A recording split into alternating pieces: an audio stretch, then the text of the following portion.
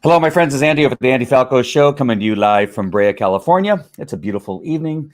It's about 7 o'clock as we are going live. If you're watching live, please comment. Let me know where you're watching from. Let me know who you are. Tell me that I'm wrong. Tell me that I'm right. Give me your opinions. Anything that I can do to get your comments in there, I would love to be able to do. So whatever it takes, write something in there. That would be awesome. And then also emotions. You like what I'm saying? Give me some hearts or some thumbs up. If you don't, give me a mean face or sad face or whatever it is you want to do. All right. So I want to talk about this idea. And I think the most important reason for me doing the show and deciding to do it at the very last second and coming on and talking to all you is because I have written on my personal page and other pages and when responding to comments and Twitter, that kind of stuff, that there's a certain demographic of our country of Americans who are actually un-American. And I know that's strong words to say, but they're all around us and we've been able to see it. And I said this in the last show when I had Jeff on, that one of the interesting things about Donald Trump being president, hey, Charmaine, nice to see you. One of the interesting things about Donald Trump being president, love him or hate him, is that he's exposing a lot of corruption in our world, in our government, in our law enforcement, that we just kind of went along with, right? And we all know that, you know, politicians lie. All of them do at some point or another, or exaggerate. What some lie more than others. I'm Biden. I don't know that he can talk longer than 5 minutes without saying something outlandishly stupid or just a complete lie. I remember he lied about his education. He lied about how many degrees he had. He lied about where he graduated. He lied about in some speeches that he said were his, when in fact they were written by other people and spoke prior to him in other speeches and didn't give them any credit. So there's a lot of that. And, you know, I just look for Biden as one example. You know, he's not the only liar, right? Trump, obviously, he likes to exaggerate and say some things. I don't know that he always is necessarily, and this is not giving any excuses. I'm not sure that if he is always flat out lying, because there's different levels. Like sometimes you lie like Adam Schiff on purpose in order to deceive the American people. You purposely write down a lie like he did in Congress during the impeachment hearings and flat out lied with the intention of lying about something.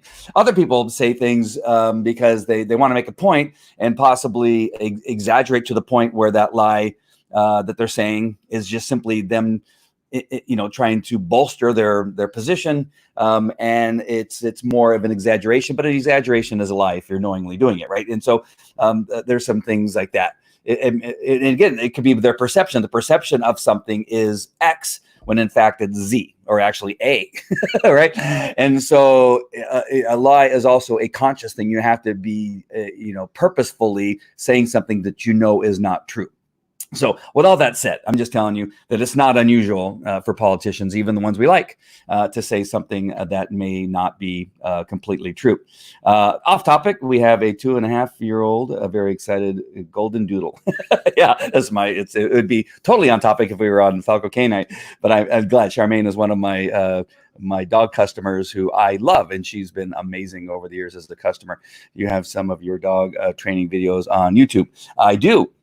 I'll try to put a link up either during the show or after the show if I can multitask and find that. Thank you, Charmaine, for asking that question.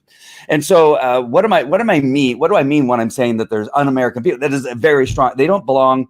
They should not be calling themselves. I mean, they're truly un-American. And what I want to do really quick is I want to what is an American?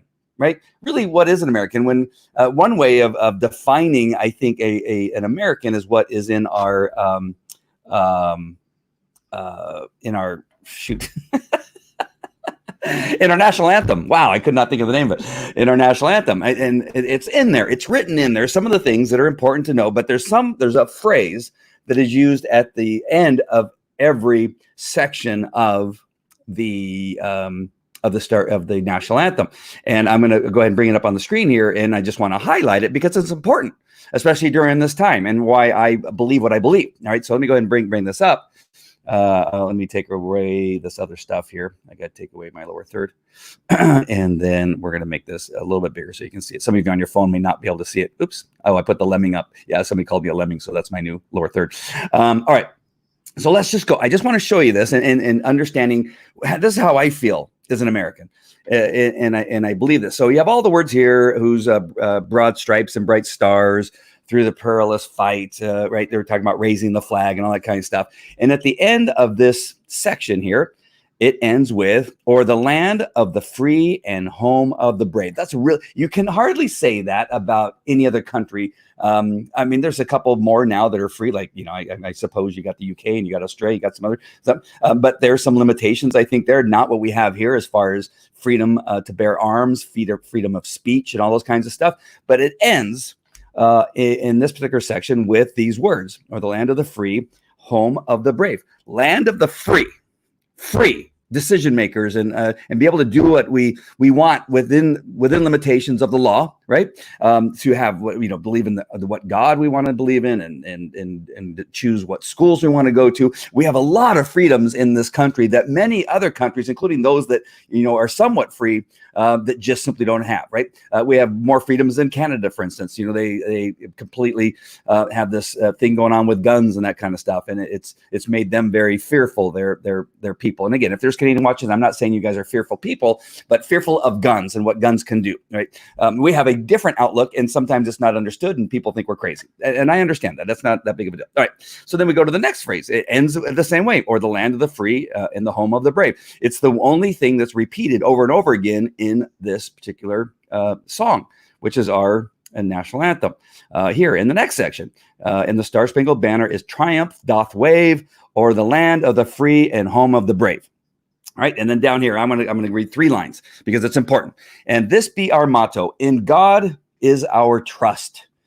In God is our trust. It's still in there today. Nobody's taking it out, right? They want to take it out. They want to take it out of our schools and that kind of stuff. But again, this is our national anthem.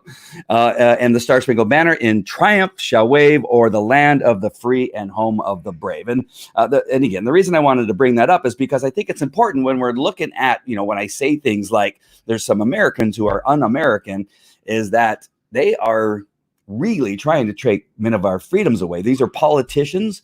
And then you have some liberals. And again, I always separate this too, right? I'm not, when I talk about crazy Democrats or crazy libs or whatever I say that's a strong word against them, I'm not talking necessarily about the voters. There are some voters that are friends of mine that are great people, and I love them, right? There's a Democrat in, oh shoot, where is she? Is she in Michigan? Illinois, I think. She's where the crazy governor is, Nit Whitmer. Yeah, Nit Whitmer is what I call her. Wherever she's in. Is that Illinois? Gosh darn it, I can't think of where she's at. Because I think she's in Detroit, this representative. She's a Democrat, and she's fantastic, right? She praised Trump because he mentioned something about hydroxychloroquine. Wow, I've said that 100 times, and just now I couldn't say it. It said some positive things, and they punished her. Right? They censured her. They called her a horrible person because she simply said, "I want to thank Donald Trump for bringing up this drug because I think it saved my life." And they just bam, right, just start hammering her. And if they could impeach her, they would, and I think they still may try to do that at some point, right? And want her out. I mean, you can name a couple other Democrats who have spoken positively of the president, and they hammer them in the press. They hammer them in their party. And they're going to be lucky if they get any support of getting elected as a Democrat in the next election. And so you can see this, right? You can begin to see this. And again, I give Donald Trump credit, again, like him or hate him, for exposing this, because he's made this possible for us to see in real time. Right, we're seeing it in real time, where before it was kind of done in the background, but now it's out there for everybody to see. We can all see it. Now, there's Democratic voters who choose to cover their eyes. I don't want to see this. I don't want to see it, but it is there for them to see. Some are coming over. I've shared you tweets and messages that I've gotten from former Democrats who are now going to vote Republican, and those are the people that are free thinkers, right? I had a talk with Jeff a couple of days ago about free thinkers, that the media doesn't like free thinkers. The Democrat, the liberal media does not like free thinkers, and it's causing some problems to have free thinkers for them because they're being exposed and they're being caught. And when you see them questioning the president or Kayleigh, the secretary, the press secretary for the president, you can see that, right? You can hear it in their questions. You can see what they're trying to do every time. They're trying to set up a question so that they can make a statement of negativity towards the United States of America and President Trump, which is un-American to do that, number one, and then hoping that they're going to get something in response that they can say, see, you are a racist. See, you are a, you want people to die. You're going to kill people. You have 100,000 people that have, nearly 100,000 people who've died in the United States, and it's your fault, right? I wasn't in Wuhan. I wasn't in China. I didn't create this virus. As a matter of fact, they said there was going to be 1 million to 2 million people that would die from this virus. And as much as we hate even one person dying, 100,000 people dying is a lot less than what you said was going to happen. And because of the actions that we took, we were able to minimize that down to 100, which is a lot, right? It's not that it's not very many, but compared to the 2 million that they predicted, that is a lot that have not died because of the decisions made by the president. Very positive.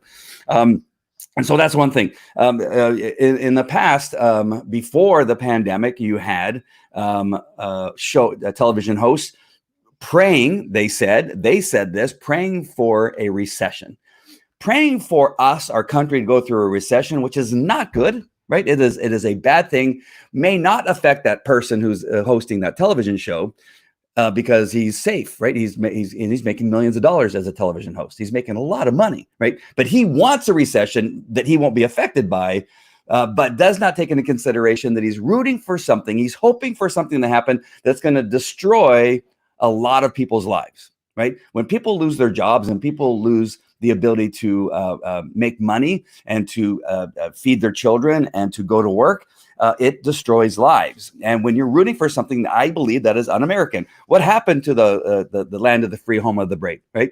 That is not that definition. That is not somebody who is rooting for our country, the land of the brave, right?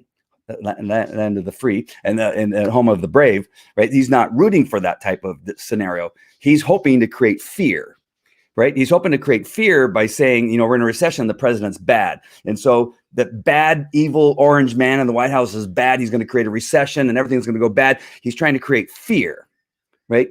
He's not trying to create brave people, like support our country. The president's doing a great job. Our economy is fantastic. As a matter of fact, the economy was great, or else he wouldn't have been rooting for a recession. What Americans do, regardless if you're Democrat or Republican, what Americans do is when the country's doing well, we are all happy. We all celebrate a government of the United States that's doing well, right? There may be some things you don't like here and there about it, but you don't root for evil. You don't root for things to go poorly so that you can point at the president and say he's an evil, horrible person. Regardless of who that person is, we're talking about the overall United States of America. The overall United States of America is free people that are brave, right? We're seeing a lot of people that aren't brave right now, right? Because the media and Democratic leadership has wanted to create fear. They've created a ton of fear in people that now are huddled in their homes, hiding under their beds, saying, how can you people leave your homes? You're going to kill people. How dare you leave without a mask? Why don't you have a mask on, right? They've created this fear around a virus that is not nearly as bad as they claimed it was, right? The models or whatever, when you have 99.8, I don't know the exact number, but it's 99 is the first two numbers, and you have a point, and then whatever that next number is, it's somewhere 99.7, 99.8 people that get coronavirus recover, right? It's not 99.8% of the people that get it die. If that's the case, that's a pandemic, then we all need to be fearful and not go outside. But because it's 99 point whatever, let's just say it's 99% of the people that get coronavirus survive, I'm not staying home, right? As a matter of fact, you have a higher, as I've talked about before, is that 3,000 people in a normal day, not during a pandemic where everybody's staying home, but in a normal day, over 3,000, nearly 4,000 people die in a car accident every day. All right. So you should be more fearful of getting in your car than catching the coronavirus to the point where you will die. There's a good chance you'll catch it. But a lot of people catch it, don't even know they have it. A lot of people catch it, they get sick, and then they get better, just like other illnesses and viruses you get. But the fear, right? We don't have brave people. We have a lot of people that are fearful. the people going out and wanting to go back to work and wanting to do well with their children and want their children to go back to school is the home of the brave. You don't have to be that brave, but it's the home of the brave. We're going to go out, right? If we had a bunch of people that were fearful of getting sick, this country never would have been discovered and taken from the Indians. I know that's not funny, but that's kind of what happened, right? We discovered America and we took it from the Indians, and that's what happened. None of that would happen with weak-minded people, with people that weren't brave. Getting on that ship, there was a 99% chance they were going to die on the journey from the old world to the new world, and people got on knowing that, hey, I know we may not make it. I know we're going to get some horrible disease because we're going to be sleeping in our own feces by the time we get there. We don't know how long this is going to be. But they never turned back, right? And maybe they didn't know how to get back, but they didn't turn back. They continued on their journey and they made it. You have Lewis and Clark, who trekked across, from St. Louis to, the Pacific coast, right? They didn't go, we might catch a disease. We might get sick. We might starve. We might freeze. And they almost did, right? They had to, there's a lot of things that went on that journey that nearly killed them, but they didn't turn back, right? They continued on and they did what they did. And they weren't sitting in their homes huddled and going, I hope somebody else does it because, you're crazy if you go do that. That's really nuts that you're going to go do that. And so why does this come up, especially today? It's because I read an article. It was brought to my attention by Dan Bongino. And I'm going to bring it. I got to find the right one. And so an interesting article spells out exactly what I'm talking about. And this is going to be a fairly short show, but I want you to begin to think about these things as you hear the Democrat leadership talk about, that we're not opening. You got all the blue states that are refusing to open, right? You got all the red states and cities and counties who are like, hey, we're opening. Get out of our way. We're going back to work. We're going back to play. We're going back to all this stuff. We're going back to drink at a bar, not just in our kitchen. We're going back out, and they're doing it with gusto. And right or wrong, that's how we are. We're Americans, and we're the home of the brave, land of the free. Home of the brave, land of the free. All right, and so we are going to go out. Regardless, you stay in your home. All you people that are afraid and scared and think that we're stupid for going out, you stay home. Keep LA closed. I say all the time, I hope they keep LA closed. I hope they keep New York closed. And I hope they keep places like Chicago closed because I don't care. I know it'll hurt us in the long run. The overall United States, those are some big economies to be shut down, but they'll simply move. We're moving out anyway, right? Everybody's moving out of California who has a business that can make money. And same thing is happening. People are moving from New York to Florida. There's no secret that these places probably need a cleansing of some sort. And so maybe that'll happen. They should open, but I'm just telling you, we'll live without those 2 cities or 3 cities that I mentioned, and maybe a couple others. But anyway, back to my article. Sorry, I got sidetracked. I was talking to a friend of mine today, and they said, sometimes you chase squirrels. I know. Maybe that's why I'm a dog trainer. Because it happens all the time.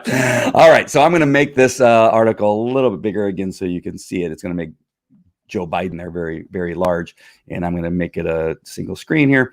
And Politico is not Republican friendly, by the way, but I'm going to, I went to the wrong one. All right, here we go. Find it. All right, so let's go down here into the article, and I'm going to read this to you because I think it's important that you have an understanding of what I'm talking about. That the Democrats, again, when I'm talking about Democrats, in most cases, I'm talking about the politicians and the liberal media. Because of what they want what they have in mind for their agenda is going to be hurt by what's about to happen. So in early April, Jason Furman, a top economist in the Obama administration and now a professor at Harvard, was speaking via Zoom to a large bipartisan group of top officials from both parties. The economy had just been shut down, unemployment was spiking, and some policymakers were predicting an era worse than the Great Depression, and they had smiles on their face. The economic carnage seemed likely to doom President Donald Trump's chances of re-election. And how happy do you think they were? They're going, we did it. We finally found something. We tried the Russians. We tried to lie about him being a Russian agent, and they found out that he wasn't. And they found out the truth. We tried to take down, members of his cabinet. We almost worked with Flynn, but they discovered that we were lying about that too. Dang it.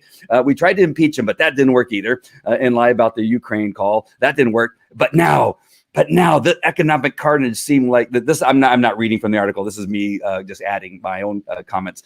The economic carnage seemed likely to doom President Donald Trump's chances for re-election, and they cheered. That's not in there either. I added that. All right. So next paragraph. Furman tapped to give the opening presentation, looked into his screen of poorly lit boxes of frightened wonks, and made a startling claim. This is the guy writing. Who is the right? I gotta see who wrote this. I'm sorry, I didn't give his name because I want to make sure I give credit. Oh, Politico. It's probably at the end. Sorry about that. Here it is. It's written by Ryan Lisa and Daniel Lipman. All right, 5/26/2020. So today. All right, so let's go. So next paragraph. We are about to see this is him talking. This is in quotes. We are about to see, the economist, I'm saying, we are about to see the best economic data we've seen in the history of this country, he said. The former cabinet secretaries and Federal Reserve chairs in the Zoom boxes were confused, though some of the Republicans may have been newly relieved, and some of the Democrats suddenly concerned. Why would they be concerned? Why wouldn't they be happy? Right. This is what this is. This is me adding. The Democrats suddenly were concerned. Why would you be concerned? Everyone looked puzzled and thought I had misspoken, Furman said in an interview. Instead of forecasting a prolonged depression-level economic catastrophe, Furman laid out a detailed case for why the months preceding the November election could offer Trump the chance to brag truthfully about the most explosive monthly employment numbers and gross domestic product growth ever. Since the Zoom call, Furman has been making the same case to anyone who will listen, especially the close-knit network of Democrat wonks who have traversed the Clinton and Obama administrations together, including top members of the Biden campaign. Furman's counterintuitive pitch has caused some Democrats, especially Obama alumni around Washington, to panic. This is my big worry, said a former Obama. This is my big worry, said a former Obama White House official who is still close to the former president. Asked about the level of concern among top party officials, he said, it's high, high, high, high. That's a quote. And top policy officials on the Biden campaign are preparing for a fall economic debate that might look very different than the one predicted at the start of the pandemic in March. They are very much aware of this, said an informal advisor. All right, I'm going to copy the link here and I'm going to put it in the chat. So that you can read the rest of it, but it just speaks directly to what I have been talking about and mentioning, and that is that this is un-American, right? Why would you be concerned and not happy about an economic recovery? As an American, you want our country to do well. You want people to do well. You want people to be able to feed their children. You want people to be able to buy things and to thrive and to do good with their money and donate it to churches, donate it to, children that are going hungry or, people that are dying of horrible diseases to hopefully, be able to come up with a cure for certain types of diseases. You want that in America. But instead of being happy that we're going to have an economic recovery before November, they are sad and they're concerned and they don't know what to do about it and they don't know how to stop it. Do you see how that is just simply un-American? And you as a Democrat voter, again, now I'm speaking to you, who are very smart people, they want to believe that you are dumb, right? They want to believe that you are stupid. They've done it for years, right? When I left this up, I was going to actually erase it, is that here in California, right, we have sanctuary cities with illegal aliens and they hide them and tell them how to skirt the system so that they can stay in the United States, right? The Democrat leadership want to believe that the Democrats are stupid, that they want them to believe that is a really good idea, right? It's a good idea to have illegal immigrants coming from other countries that are not, I mean, some of them are just people just looking for a better life, right? They can get here and go and get a better life. They can go through the immigration steps that it takes to get in this country. They file the paperwork. They wait around. They if there's any fees, they pay the fees. They do all the things and they can get here. We're not saying that immigrants can't come to this country, but illegal immigrants who have stuff to hide, right, that want to get in without going through the work because they're lazy or they have some type of criminal background, a felony, or they're terrorists, right?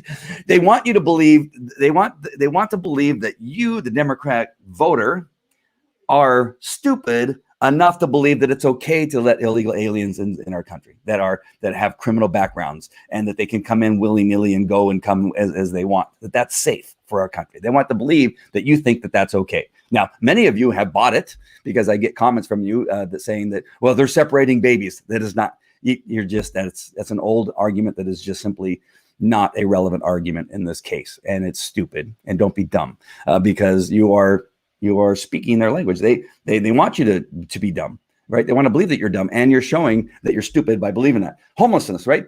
Who didn't know in San Francisco? Who didn't know that by making a statement that in our city in San Francisco, if you are homeless, we're going to give you free alcohol, free food, free drugs, free paraphernalia to take those drugs, and we're going to give you a hotel if you want them. You don't have to, it's free. We're going to give you all that stuff. Who in the right mind, right? They think Democrats are stupid, voters are stupid, because they don't think that you're going to go, wait a minute. If you tell anybody, whether they're in our city or in other cities or other states, that if you come to San Francisco, you're going to get free beer and drugs and food and a place to stay for free, they don't have to pay it. Who didn't know that the homelessness was going to increase in that city? Who didn't know? It's increased by 300% since they said that. When I heard it, I go, oh no. You're gonna get Texas homeless. You're gonna get Arizona's homeless, and Oregon's homeless, and Washington's homeless. I don't know if they're giving away free stuff up there, but they probably are. But whatever cities and states and counties aren't giving away free stuff, hell, I'm going to San Francisco. I would, right? Why not go there where you can get free drugs and alcohol and food and place to stay, right? Who did not know? They think that you're stupid and you're not going to figure that out, right? But it's okay to increase homelessness by 300%. Letting out criminals out of prison, right? That's what they're doing. They're let out thousands of prisoners that have been convicted of horrible crimes, everything from rape to homicides to burglaries to robbery. They've released them, right? They release them into the city. They tell us to stay home, stay hunkered down in your home, do not leave, but we're going to release some, I don't know how many thousands, but I think it was somewhere in the neighborhood about 3,000. I don't know what the last number was that I looked at, but it was a lot. You're going to release. So who thought that they're going to think, oh, all the Democrats are going to think that we are so nice, that we're letting out criminals in our state? It's okay. You can go out there, have fun, right? One guy gets out and he commits 3 crimes in one day, 3 more robberies in one day, and nearly kills somebody in one of those. And you didn't know that was going to happen when you released them from jail? Really? Oh, it is un-American. It's un-American for a Democrat to. This is what they want to think, that you're stupid. This is the land of the free, home of the brave. If you are a criminal, you're not going to be free. You need to be locked up, because what else are you going to do with them? Right? You can try to rehabilitate. Let's talk about what we do in the prisons and try to fix that. If you think that's a problem, if you think that there's something that could be done better in prison, then let's do that, right? We want to make sure that we give the people that are in prison the best chance that when they do come out, that they're better off than when they went in somehow. I know it's hard to lock people up into a cell and hope that they're going to come out better. It's really hard to manage, but there's got to be something that we could do better than we're doing now. One of the things that's one of the causes that's been clearly made in many studies is that fatherless men end up in prison, and those that are challenged educationally, right, that don't have the ability to read. Those 2 things right there are fairly consistent with the majority of men that find themselves in jail. Let's fix that, right? Let's fix that. I don't know how you can fix fatherlessness, but there's programs that we can maybe look at and try to do that. We just need to do a better job of that. Releasing a felony suspect that's committed murder and has been convicted it's not safe to let them loose, right? They're supposed to serve 20 years. You're letting them out after 5 years or whatever it was. That is not what that's not what America is about. And so, again, I think the Democratic leadership wants to believe that their voters are so stupid that they think that that's okay to do. They have the increased homelessness by giving them free crap, to have sanctuary cities, to allow illegal aliens from other countries, whether they committed a crime or not, allow them to come into our country free, willing and give them money, right? They wanted to also give them money. Pelosi still wants to give them money. At some point, I think a Democrat voter will go, man, I want to be a Democrat, but they think I'm stupid. They think I'm stupid because they're making me defend, sanctuary cities, defend letting criminals loose, defend homelessness and an increasing homelessness, high taxes that I want to be taxed more. I as a Democrat voter, I don't want to be taxed more. I think that there's those people out there. But the first thing Biden says right now, he just said it just 2 days ago, is that first thing he's going to do is increase taxes. Right? We're coming off of an economic downturn. I haven't been paid in over 3 months. I didn't get a stimulus check, and I'm not approved for a PPP. Right? And now you're going to tell me that if I vote for you, you're going to raise my taxes of money, that any little bit of money that I get in the future is now going to be taxed. It's going to be more difficult for me to recover from this period of time in my life. So if I'm a Democratic voter and I'm not, that you want me to go, oh, okay, that sounds like a good idea. All right, he's going to release criminals. We saw that because he's talked about that. He's going to make the country a sanctuary country. He's going to open the borders and he's going to raise my taxes. Wow. That sounds fantastic. That is great. That is what I want, right? They want to believe that their voters are stupid. Now, some of them are, all right? I've had comments from them, and they're using that argument, right? That Donald Trump did nothing, right? It's impossible to see what's gone on in the United States in the last 3 months and say that he's done nothing. It's impossible. You can't say that with a straight face inside. Now they say with a straight face on the outside, he's done nothing.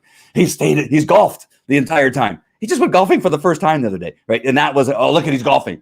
Frick, the guy's worked 24 hours a day for 3 months straight, 4 months straight.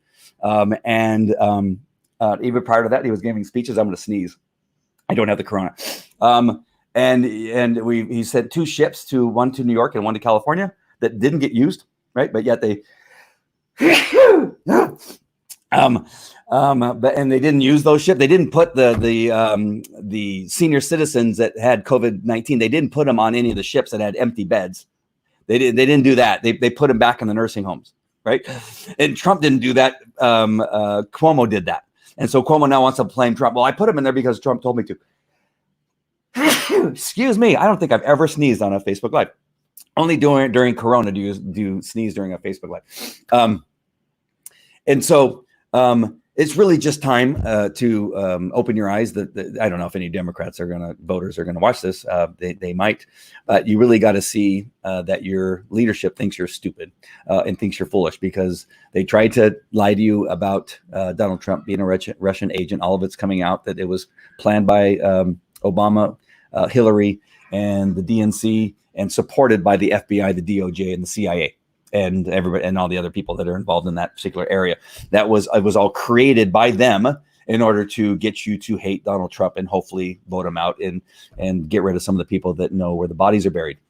And they were almost successful. It's taken 3 years to get to this point, but it's all coming out, and none of it was true. And they lied to you. And you're going to sit there and support that, which I find shocking, because I still know people that are supporting. I don't care. He deserved it anyway. Well, he didn't do anything. It's okay as an American to be spied on and listened on your phone calls and to follow you around. It's okay to do that. It's not okay in our United States. We have rights, right? I'm a police officer. It would have been easy to be a cop if I could have surveilled anybody that I wanted and waited for them to commit a crime. That would have been way easy, right? I could have gone to most of the barrio areas or the low income areas and listened to a bunch of phone calls of some people that looked a little dicey to me, and I could have waited around and probably stopped a couple crimes from happening. But we can't do that as law enforcement. We've never been able to do that. But it's okay to do it to our president and his cabinet and the Congress, the Republican congressmen and senators. It's okay to listen to get all their phone calls and find out who they're calling. It's not okay. It's never been okay. But why is it okay for them to do it to them? I can guarantee you, when it happens to you, you're not going to be happy. But they've supported it. They've said it's okay. It's okay that we did that to Trump because I hate him. No, it can't be okay for even people you hate. It cannot. And again, it is so un-American. And the people that support that, I say they're un-American. And you can be living in America, you could have been born in America, but if you're believing in those things, it is un-American and not brave, nor is it free. If you only want people to think like you, that is not the way our country works, right? We don't want that. We want people to be free thinkers and to have discussions and sometimes even arguments. But you don't want a society where we're no longer free, where it's okay for the government to spy on those people that they don't like, or spy on those people that are the opposing party. It's never been okay, and it's not okay now. All right, Rich Moore, what do you have to say there? So what do you think the chances are that a moderate podcast could succeed? It could. I mean, really, I mean, thank you. I appreciate that.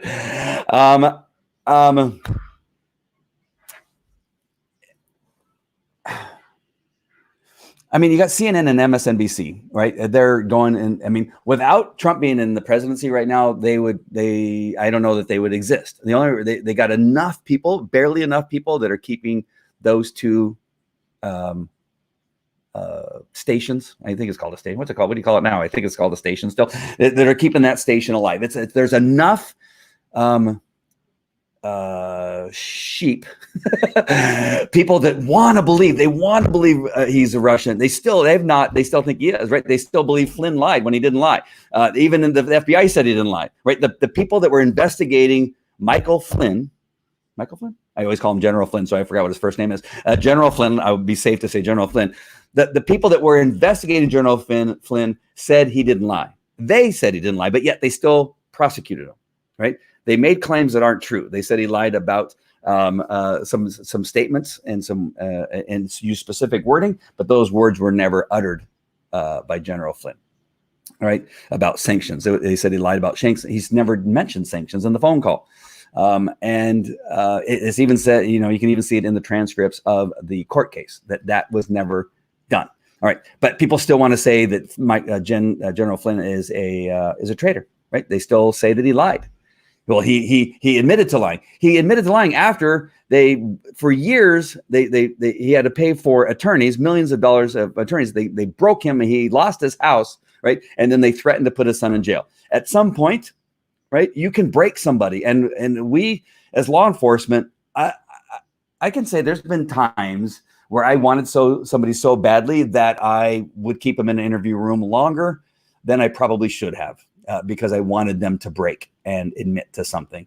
And I don't know if necessarily that's the right thing to do, but in those cases it worked, and they were child molesters.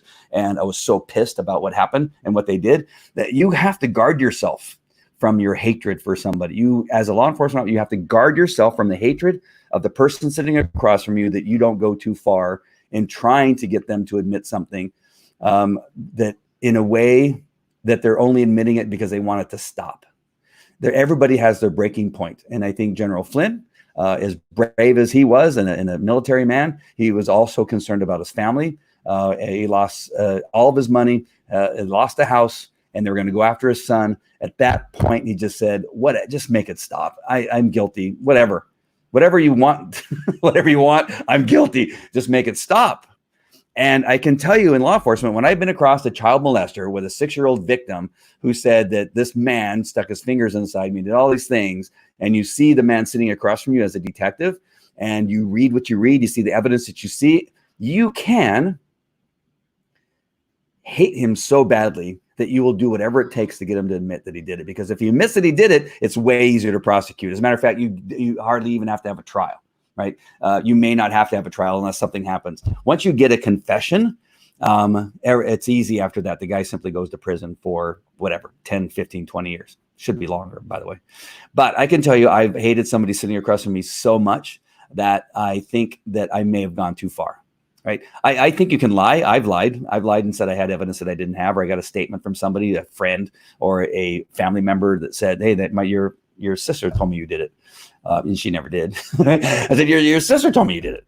And she said that you talked to her about it. Oh, I never talked to her about it. No, I may have gotten the words wrong, but I think she either overheard you talking about it, or you may have directly told her or hinted that you did do it. So we're going to have her on the stand talking, telling the jury what it is you did. And so it would be much better hearing it from you, and the likelihood of you getting less time because you've confessed to it is much higher. I can't guarantee it, but it's much higher that you will be able to get less time if you just confess, right? Those are techniques that we use, and I would probably talk to them just like I'm talking to them, but inside I want them to die. And I no doubt, and I feel fine telling you that now. I may not have told you that 10 years ago, but there were times that I would, pray that he gets in jail and he gets stabbed and quartered when he's put in the wrong cell as a child molester, because that's what happens to them when they put them in the wrong cell block. And I was hoping that would happen when they went in there, that they would be carved up and hanging from the rafters. And I don't have any problem telling you that. But that feeling, right? And this is the feeling. And the only reason I'm bringing this up, and I'm sorry, this is one of those the trails I go down, is that is where we were at, right? This is where we're at with our leadership. Nancy Pelosi, Adam Schiff, Schumer, Swalwell, who else? There's others that I can't, they're not coming up with the names right now. But those people that I named right now, they hate Donald Trump so much for all the reasons, right? He won in spite of everything, in spite of all the lies that they created, everything that they tried to do to derail not only his campaign, but then as he became president, everything they've done along the way to try to derail him and make his life miserable. He's still successful. They go, how is he successful? Right? We impeached him. We told everybody he was a Russian spy, and many people believed us, right? The media believed us, and they believed that he was a Russian spy, and yet he still gave us the best economy ever. And yet he still, right, accomplished and he's still building the wall, and he's still doing all these things. And that is driving them crazy, right? And they hate him. Their hatred for the president is so strong, they don't care what happens to you, the American voter. They don't care.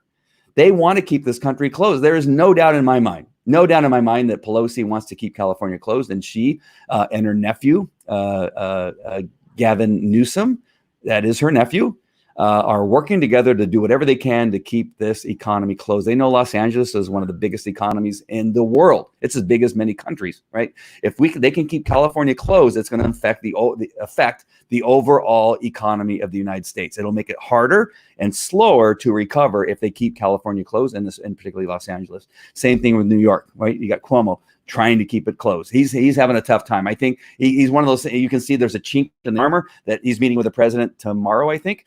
I cannot wait to see what he's there to talk about. Like, can we come to some agreements? Because he wants New York to be open, I think, but he's being told you got to keep it shut. You got Nit Whitmer, whatever her name is in Illinois, who's trying to keep that closed. But I think it's going to be impossible. But they hate him so bad. And I'm so sorry, I kind of jumping around here, but they hate him so bad that they're willing to sacrifice all of us and all of you. That they don't care. They don't care who they have to say. They didn't care that they were sacrificing General Flynn. He did nothing. And they wanted him to go to prison for doing nothing. How much hatred do you have for the president that you don't mind putting a 3-star general? I think he's a 3-star general. He may be more. A 3-star general in prison because you're trying to take down a president, right? Is that not one of the craziest things you've ever heard?